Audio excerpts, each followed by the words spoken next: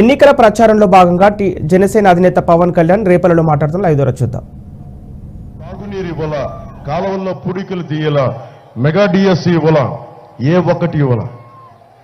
ఉన్న స్కూల్స్ తీసేశాడు, మనకి ఫీజు రీయింబర్స్మెంట్లు సరిగ్గా చేయాల, అమ్మఒడి అని చెప్పి ఎంతమంది బిడ్డలు ఉంటే అంతమంది బిడ్డలు ఉన్నాడు, ఒక్క బిడ్డకు మించి ఇవ్వట్లా. ఇవన్నీ కాకుండా మేము ఒకటే చెప్పాం, మీరు మేనిఫెస్టో చూడండి. అందరూ యువతంతా ఉన్నారు, మహిళలు ఉన్నారు, పెద్దలు ఉన్నారు. మీ కూటమి మేనిఫెస్టో చూడండి. మేము బాధ్యత తీసుకుంటాం, జవాబుదారీతని వహిస్తాం. దివ్యాంగులను కూడా బెదిరిస్తాం. దివ్యాంగులు కూడా బెదిరిస్తున్నారు వీళ్ళు. మనం దివ్యాంగులకు ఇప్పుడు ఇచ్చే 3,000 కాకుండా 6,000 రూపాయలు దివ్యాంగులకు ఇస్తున్నాం. అలాగే వృద్ధాప్య పెన్షన్ 4,000 రూపాయలు చేస్తున్నాం. అలాగే మహిళలకు ఉచితంగా 3 గ్యాస్ సిలిండర్లని కష్టాన్ని ఎంతో కొంత చేదోడు వాదోడుగా ఉండేందుకు 3 గ్యాస్ సిలిండర్లు. అలాగే మెగా డిఎస్సి నోటిఫికేషన్ రాగానే విడుదల చేస్తాం. ముఖ్యంగా రైతుకి సంవత్సరానికి 25,000 రూపాయలు అండగా ఇస్తాం. అలాగే కౌలు రైతుకి గుర్తింపు కార్డులు, సాగునీటి ప్రాజెక్టులన్నీ ముందుగా బాధ్యత పూడికలు తీయించడం. కొత్త ప్రాజెక్టుల కంటే ముందు పూడికలు తీయించి ఆ డ్రైనేజీలని సరిగ్గా సక్రమంగా నిర్వహించి ముందు ఉన్న ఆయకట్టుని కాపాడుకునే విధంగా ముందుకు తీసుకెళ్తాం.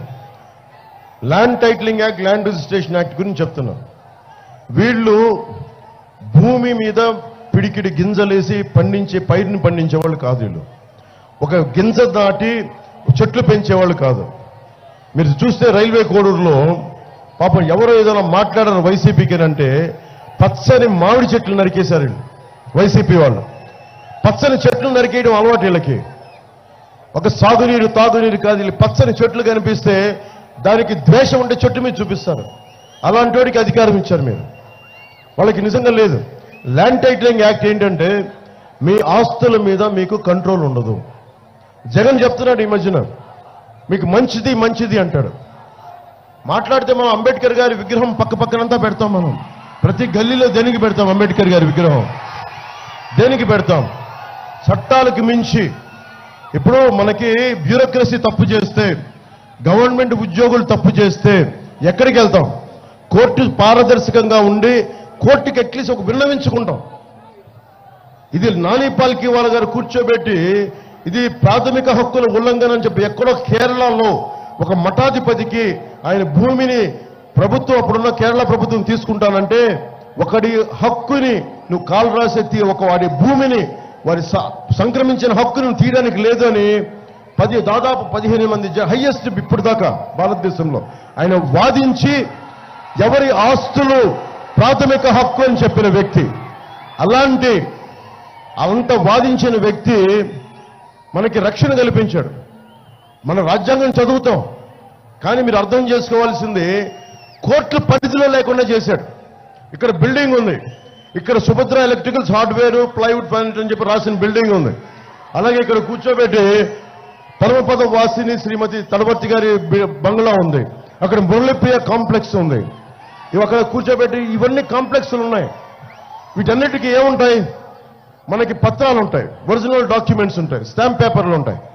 ఈ స్టాంప్ పేపర్లు ఏం చేస్తారు? రేపు పొద్దున ఇంకో బిల్డింగ్ లేపుకోవాలి, ఇంకో ఫ్లోర్ లేపుకోవాలి, డబ్బులు లేవంటే కూర్చోబెట్టి ఏం చేస్తారు? వాళ్ళు కూర్చోబెట్టి బ్యాంకులకు వెళ్తారు. బ్యాంక్ ఏం అడుగుద్ది? మాకు ఒరిజినల్ డాక్యుమెంట్స్ ఇవ్వండి అని అడుగుద్ది. ఒరిజినల్ డాక్యుమెంట్స్ ఇస్తే అప్పుడు వాళ్ళు కావాల్సిన లోన్ ఇస్తారు. లేదంటే చిన్న ఇల్లు ఉంది, బిడ్డల్ని పై చదువులు చదివించుకోవాలంటే బ్యాంక్ వాళ్ళు ఏమంటారు? వడ్డీ వ్యాపారులు ఏమంటారు? ఫైనాన్షియల్స్ ఏమంటారు? మీ ఒరిజినల్ డాక్యుమెంట్స్ ఇవ్వంటారు. ఇప్పుడు మనకు ఒరిజినల్ డాక్యుమెంట్స్ ఇవ్వరంటారు. బిడ్డలకి మీరు పెళ్లిళ్ళు చేసి కట్నాలకి వచ్చే వాళ్ళకి మీరు ఆడబిడ్డలకి పసుపు కుంకాల కింద మీరు ఏమి ఇస్తారు? జెరాక్స్ పేపర్లు ఇస్తారా? జెరాక్స్ పేపర్లు ఇస్తే వాళ్ళు ఒప్పుకుంటారా? నమ్ముతారా? సోషల్ స్ట్రక్చర్ కూడా పాడైపోతుంది.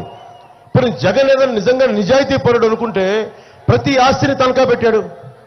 25,000 కోట్ల రూపాయల ఆస్తుల్ని ఒక్క వైజాగ్లోనే 25,000 కోట్ల రూపాయల ప్రభుత్వ ఆస్తులను తనఖా పెట్టాడు ఒక్క విశాఖపట్నంలోనే. నేను రాష్ట్రం అంతా చెప్పట్లా.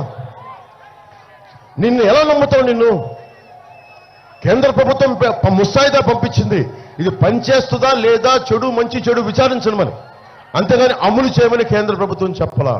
ఒకవేళ కేంద్ర ప్రభుత్వం చెప్పినా కానీ మనం మాట్లాడుకుంటాం, ప్రజలను అడుగుతాం. ఆంధ్రప్రదేశ్ ప్రజలను అడుగుతాం, ఇది మీకు నచ్చిందా లేదా అంటే మీరు నచ్చనప్పుడు ఏం చెప్తాం? కేంద్ర ప్రభుత్వానికి చెప్తాం, ప్రజలకు నచ్చలేదు, మేము దీన్ని తిరస్కరించమని చెప్తాం, దయచేసి మేము తిరస్కరిస్తున్నామని చెప్పాలి. కానీ జగన్కి దీంట్లో చాలా లాభం కనిపించింది. ఏ హక్కులు లేకుండానే ఇళ్లలోకి వచ్చి మన ఆస్తులు లాక్కుంటా ఉన్నారు. దొంగ చేతికి తాళాలు ఇచ్చినట్టు అవుద్ది మనం కూర్చోబెట్టి మీరు ల్యాండ్ టైటిలింగ్ యాక్ట్ మనం ఒప్పుకుంటే. లాయర్లకే సంబంధం లేదంట. మీ ఇల్లుని ఏమన్నా కబ్జా పెడితే పోలీస్ స్టేషన్కి వెళ్ళి నెక్స్ట్ వెళ్ళి గవర్నమెంట్ ఆఫీసర్ దగ్గరికి వెళ్ళాలంట. గవర్నమెంట్ ఆఫీసర్ మీ మనిషి అయితే మాకెక్కడ న్యాయం చేస్తాడు? కోర్టుకి వెళ్తే కానీ ఇప్పుడు కోర్టుకి జిల్లా కోర్టులకు వెళ్ళడానికి లేదు, స్థానిక కోర్టులకు వెళ్ళడానికి లేదు, హైకోర్టుకి వెళ్ళాలంట. మన ఆస్తిని ఎవరన్నా దోచేస్తే హైకోర్టుకి నేనే వెళ్ళడానికి ఆలోచిస్తాను. కర్నూలుకి వెళ్ళాలి, లేదంటే అమరావతికి వెళ్ళాలి. లాయర్ని హైర్ చేయగలమా మనం? ఎక్కడ పెట్టుకోగలం? స్థానిక కోర్టులకి శక్తి లేదు. ఈ బిల్డింగ్ని ఎవరన్నా దోచేస్తే ఇప్పుడు కబ్జా పెడితే మిథున్ రెడ్డి గారు, పెద్దరెడ్డి గారు మనుషులు, లేదంటే మోపిదేవి వెంకటరమణ గారు మనుషులు వచ్చి దాన్ని కబ్జా పెడితే దాని దిక్కు లేదు, ఎవరికి చెప్పుకుంటాం? అందుకని ఇది నేను ఒక జనసేన మద్దతుదారులు, టీడీపీ మద్దతుదారులు, భారతీయ జనతా పార్టీ మద్దతుదారులు, న్యూట్రల్గా ఉండే ప్రజానికం నేను తిరస్కరిస్తున్నారు. నేను వాళ్ళ కోసం చెప్పట్లా, వైసీపీకి ఓటేస్తున్న వాళ్ళకి చెప్తున్నా. మీరు గనుక వైసీపీకి ఓటేస్తే కొరివితో మన తలగొక్కున్నట్టే. మీ ఆస్తుల్ని మీరే గాల్లో దీపం పెట్టినట్టే మీ ఆస్తుల్ని. అందుకని ఒకసారి ఆలోచించి మీరు ఓటేయండి. ఎందుకంటే కూటమి ప్రభుత్వం ఎలాగ వచ్చేస్తుంది. ఎన్ని సీట్ల మెజారిటీతో అనే ప్రశ్న తప్ప, అది 130 అది ఎన్ని ఓట్ల ఎన్ని సీట్ల మెజారిటీతో అనేది ప్రశ్న తప్ప వేరే ప్రశ్న లేదు. నేను తిరుగుతున్నాను కదా ప్రతి ఊర్లో కూడా ఒకటే చాలా స్పష్టంగా చెప్తున్నారు. వైసీపీ